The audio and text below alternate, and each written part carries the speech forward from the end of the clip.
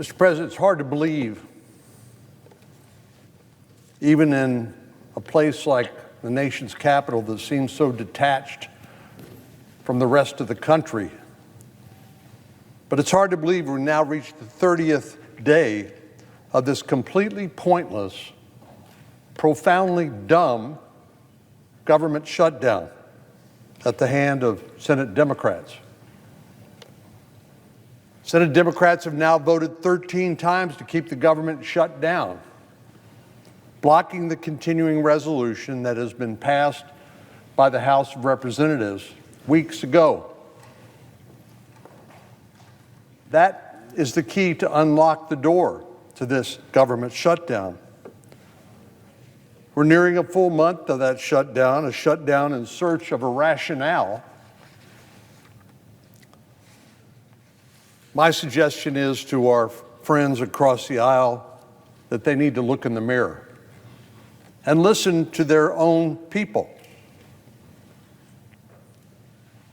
The American Federation of Government Employees, or AFGE, the largest union that represents federal government employees, called on Congress to, quote, reopen the government immediately under a clean continuing resolution that allows continued debate on larger issues, close quote. That's exactly what we've asked for, time after time after time, but to no avail.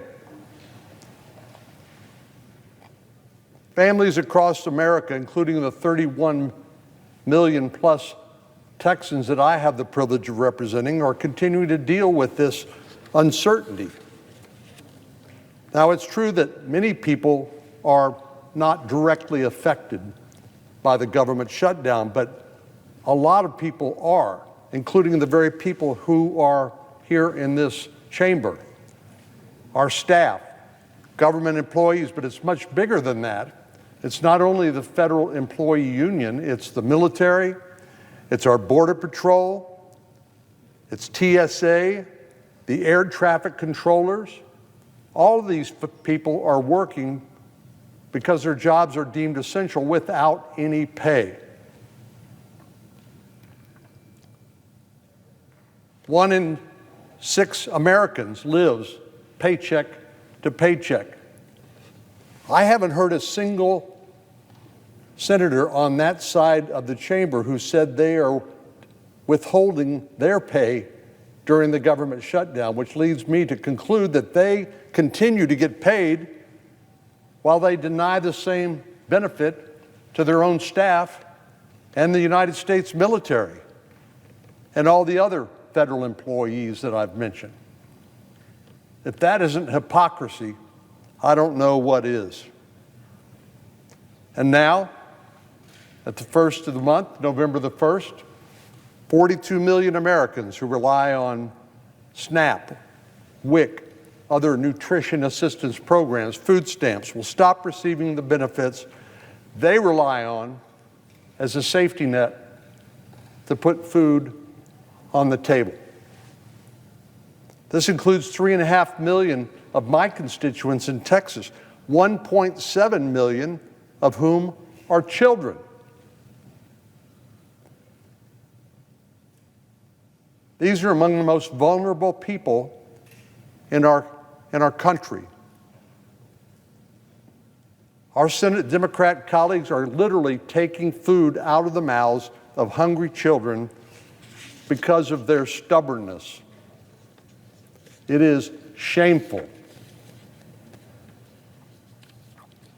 I've been hearing from food banks in Texas who are writing in with their concerns, saying they will require a 50% increase in food supplies next month in order to keep up with the increased demand for people who aren't getting paid and who need people who are being denied this basic assistance. Well, what's the rationale? I mentioned a moment ago that our Senate Democratic colleagues seem to be in search of a rationale for this profoundly idiotic and dumb shutdown. Well, the Senate Democratic leader, the fearless leader of our Senate Democrats, said to a news outlet quote, every day gets better for us. Of course, that leads to the question, who is us? Not the 31 million Texans I represent, not the 800,000 federal government workers who are part of the union, not to the children who depend on nutrition assistance to be able to eat.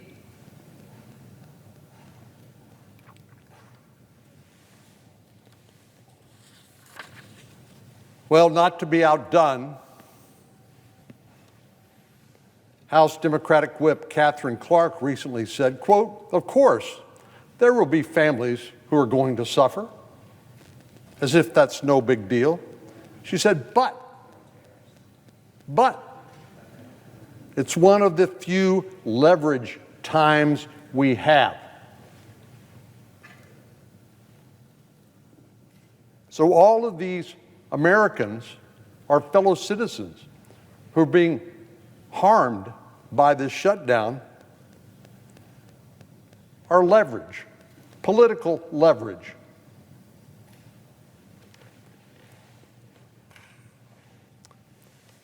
I was disappointed to even hear some of the members on the other side who I look to as sort of a rare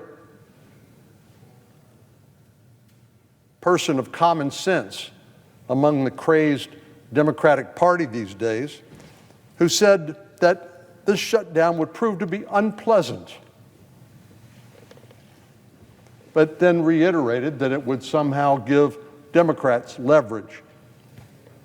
And now Democrats are trying to turn the tables and say, it's Trump's fault.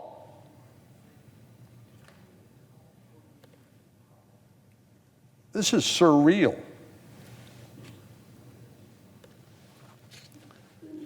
Mr. President, the American people are the ones paying the price for the intransigence, the stubbornness, and the idiocy. That's what Chuck Schumer once called government shutdowns. He called it idiocy. The American people are paying for the idiocy of the Democrats who continue to vote against reopening the government. Is that, I kind of wonder, what do they say to a mother who can't feed her own child because of their intransigence and their stubbornness? Sorry for the inconvenience. You're part of our leverage. We get paid, they get paid, not me, not people on this side of the aisle who've had their paychecks withheld in solidarity with the government employees who aren't getting paid. They get paid, and you can't feed your kids?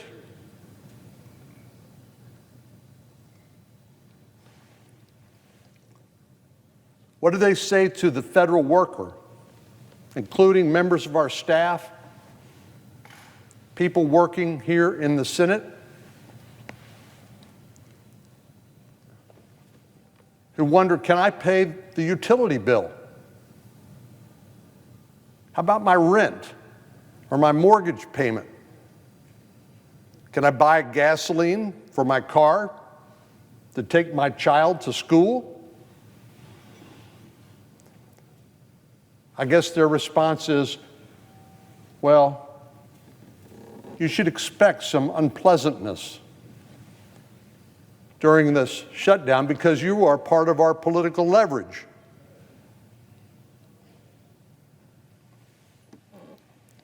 Well, the best way to end this disaster, this nightmare really for many Americans who are directly affected, is for just 5 of our colleagues on the other side, just 5, to vote with Republicans to reopen the government, to pass this continuing resolution that will take us at least to November the 21st, but we burned so much of the time already because of the shutdown. It's the 30th of October. This continuing resolution would open the government until for 3 weeks from now, And then what happens? Are we going to go through this movie again and again and again?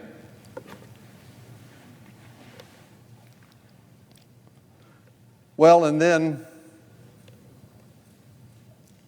how about those Americans who depend on safe and timely air travel for their jobs?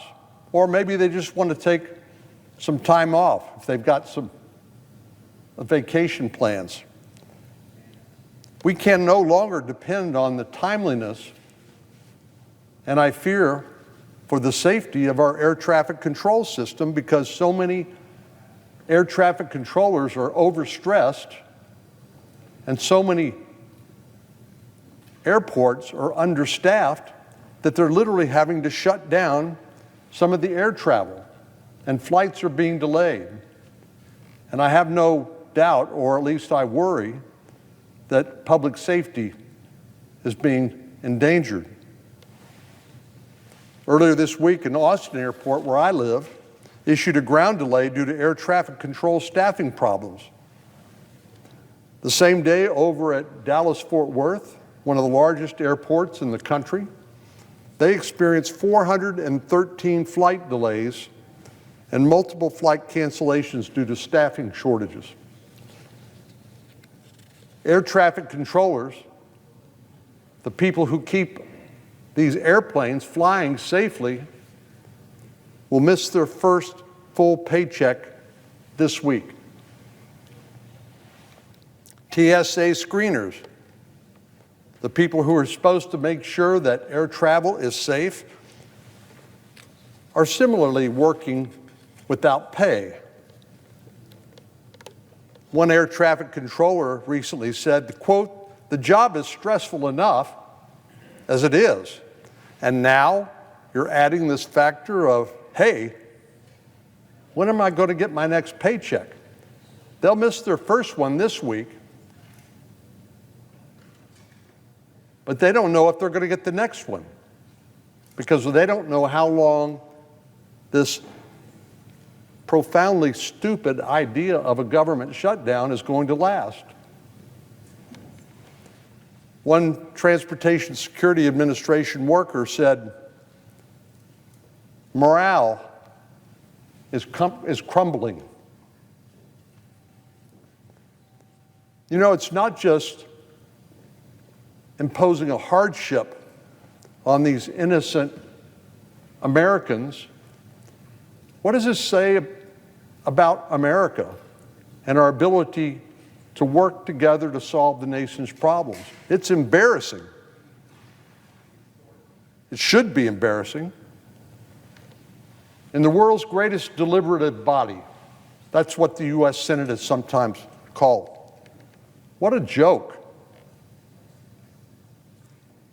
What a joke Democrats have made of the world's greatest deliberative body when they shut down the United States Senate and make it impossible for us to pass a simple stopgap spending bill that would take us to November the 21st. Well, I applaud the men and women who are continuing to go to work to keep the planes in the air and trains running on time, even though they're not being paid. But it is entirely unfair, unjustified for Democrats to impose this burden on these individuals. They didn't do anything wrong. And this is only weeks before the holidays, and holiday travel will begin in earnest. If Senate Democrats don't let up soon, you might have to ditch your Thanksgiving visit with your friends and family. And then, who knows how long this will go on? Maybe Christmas. They will be responsible for families to have to cut back on their celebrations during our holiday season, many of whom, not just because of delayed air travel or canceled flights, it's because they can't afford it. They're not getting paid. How are they going to buy the food items that typically we enjoy during holidays like Thanksgiving and Christmas? And then what will Senate Democrats tell parents who haven't been paid for an extended period of time when they have to tell their children, well, Santa isn't coming this year because your mom and dad haven't gotten paid.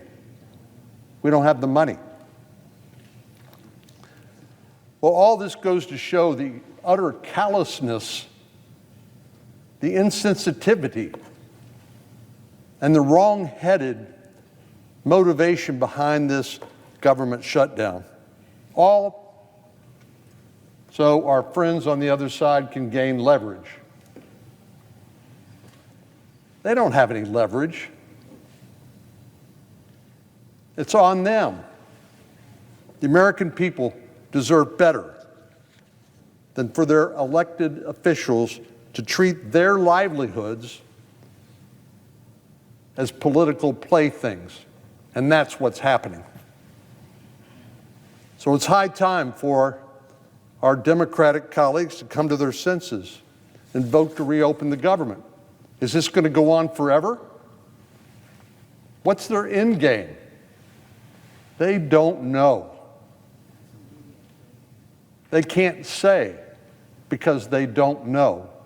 They know they've gotten themselves stuck in a supremely stupid idea, and they can't find their way out of it.